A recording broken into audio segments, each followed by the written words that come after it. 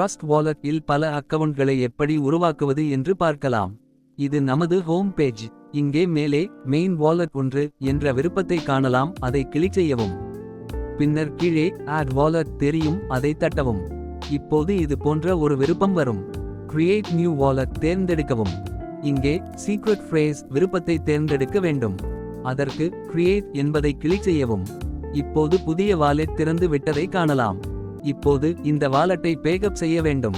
இதற்கு main wallet 2 என்று எழுதப்பட்ட இடத்தில் கிளிக் செய்யவும். தற்போது நீங்கள் எங்கள் 2 வாலெட்டுகளை பார்க்கலாம்.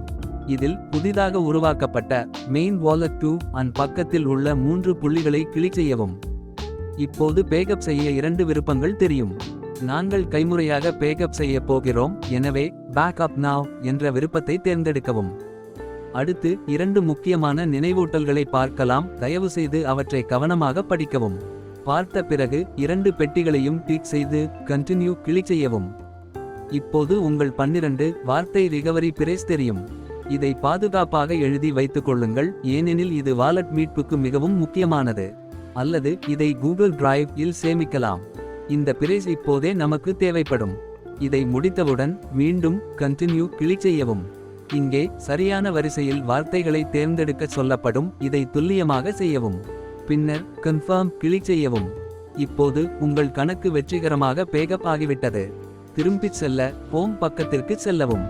மீண்டும் மெயின் வாலெட் ஐ கிளிக் செய்து நீங்கள் செல்ல விரும்பும் வாலெட்டை தேர்ந்தெடுக்கவும். இதன் மூலம் நீங்கள் அந்த வாலெட்டிற்கு செல்லலாம். நன்றி தலைவர்களே.